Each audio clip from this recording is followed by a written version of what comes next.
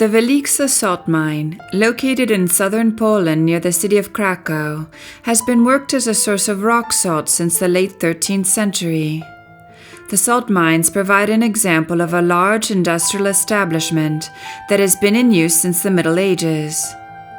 The mine has been adapted throughout the centuries to the evolution of the administrative and technical aspects of salt mining. These historical stages are perfectly illustrated in the Wieliczka mine to this day, thanks to the consolidation and conservation of the mine's old galleries, each of which houses its own unique installation.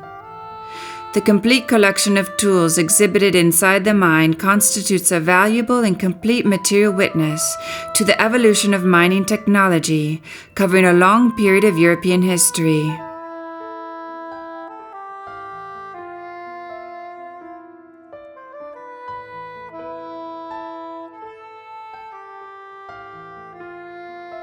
The rock salt deposits have been worked for many centuries, and indeed the production of salt from salted springs has been practiced since prehistoric times.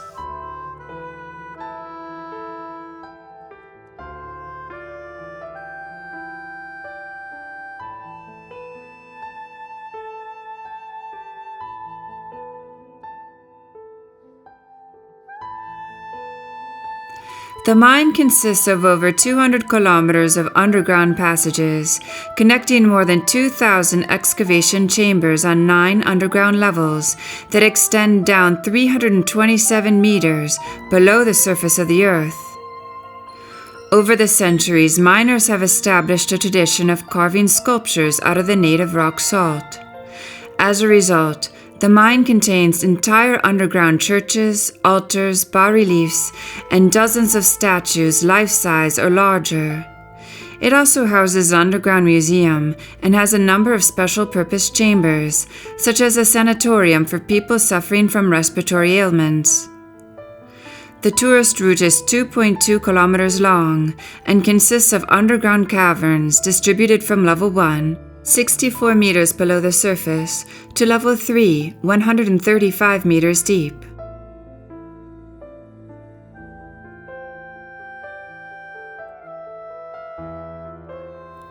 The Nicholas Copernicus Chamber takes its name from the famous astronomer who visited the mine while still a student in 1493. To commemorate the 500th anniversary of Copernicus's birth, a statue of him was placed here. The Janowice chamber was exploited during the first half of the 17th century, and in 1967 a figural composition was placed here. The name of the spalone, or burn chamber, is a reminder of the fires that endangered the mine and the lives of people and horses working underground. Mine fires generally were caused by the explosion of methane.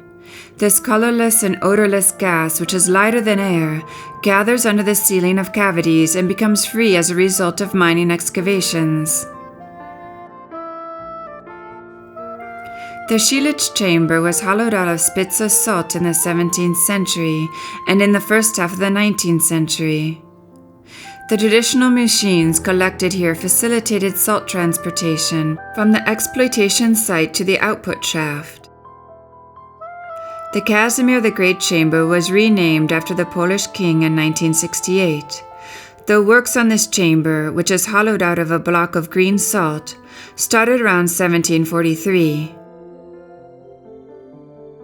The chamber is also home to a horse gear from the 18th century called the Saxon.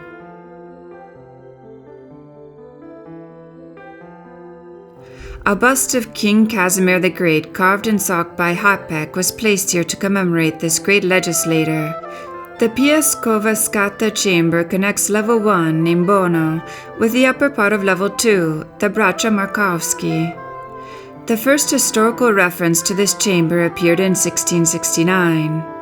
Spits of salt was scooped manually, and small pickaxes were used only sporadically to crumble the purest layers of the deposit. The extracted salt was taken to the surface by miners who used stairs carved in rock, sections of which are visible to this day.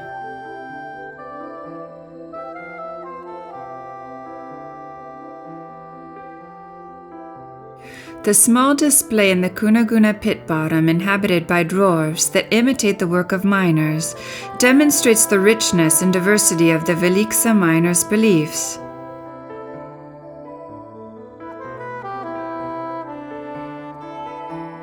Traces of ancient mining work, various methods of salt extraction, safety systems, outstanding works of sacred art, geological formations, and figures of people connected with the Wieliczka salt mine can be found on the way along the mine's galleries and 21 chambers.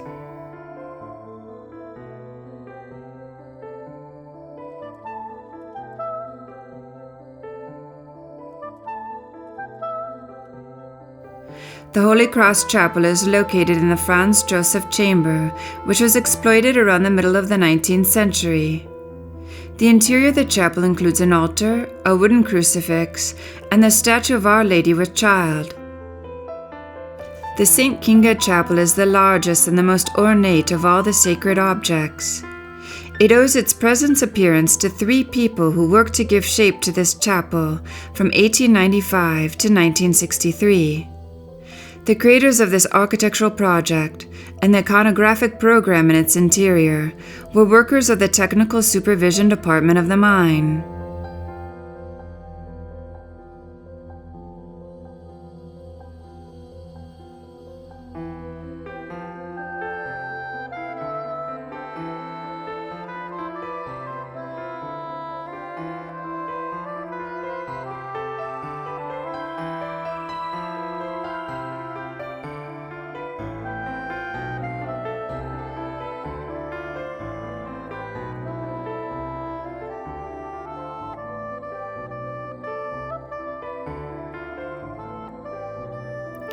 The sculpture of Our Lady with Child and God the Father were placed in the side of the chapel, once occupied by a vestry.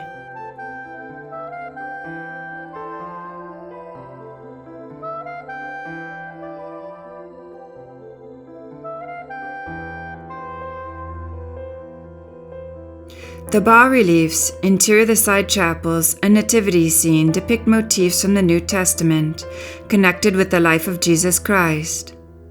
The purpose of this underground gallery of mining art is essentially as a place of worship, though it is also used as a concert hall.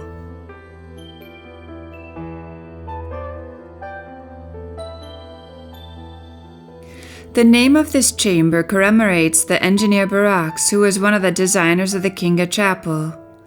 Of particular interest is a wall pillar of salt, which illustrates one of the methods used to protect exploited cavities from caving, and wooden galleries which serve to monitor the technical condition of the upper part of the chamber.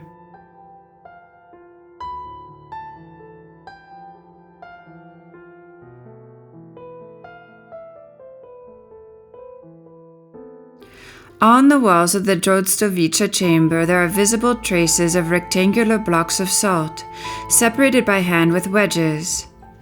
Originally it was almost 40 meters high, and was connected by stairs and ladders only with the first level. The chamber contains a salt sculpture commemorating the work of carpenters who contributed to the present condition of the mine.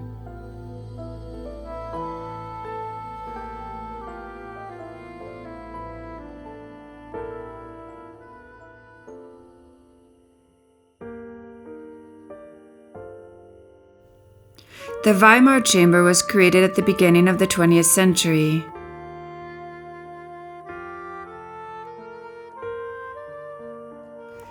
There were originally 2 chambers in the Piłsudski chamber, which were connected with a tunnel and filled with brine.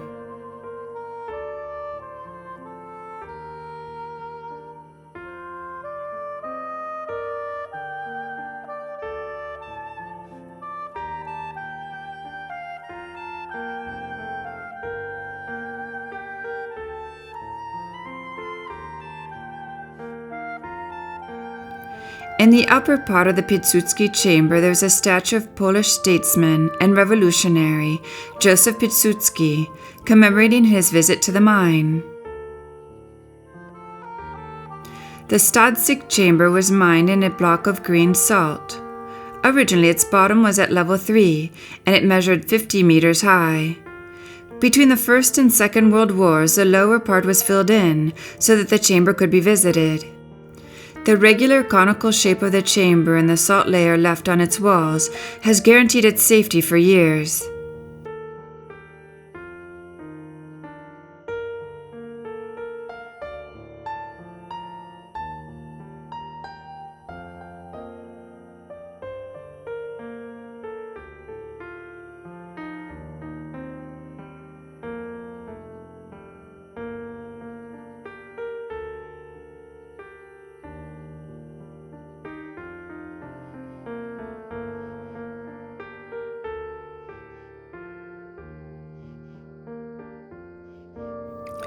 The chamber bears the name of Stanislaus Sasek, an outstanding scholar who is often called the father of Polish geology, and who visited the mine in 1790. His bust carved of rock salt was the work of Antoni Wojodek from 1964. The treasure chamber figures often in the legends and traditions of miners from all over the world.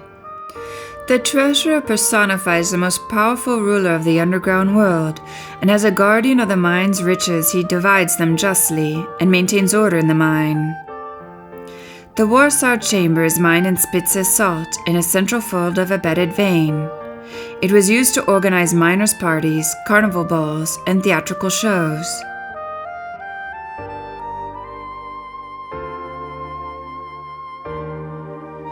The Chapel of St. John was transferred from the first level to the second level after its complete restoration.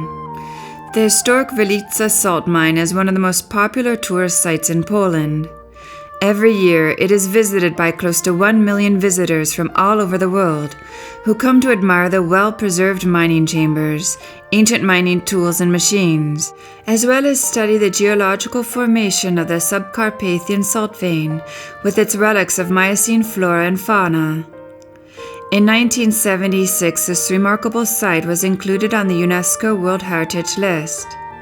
The underground caverns and related exhibits, which are now open to the public, illustrate over 700 years of the history of Polish salt mining and demonstrate the significance of the Krakow salt works to the economy of the Polish state.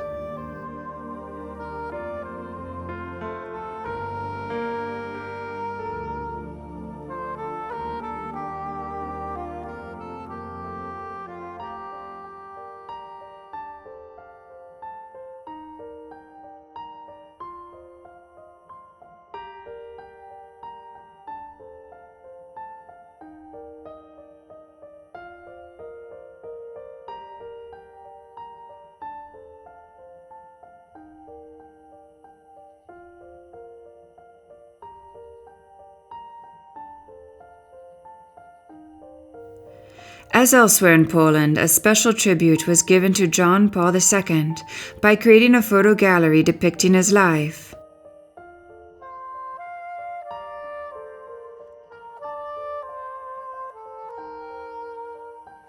This tribute shows the attachment of Polish Catholics to their Pope.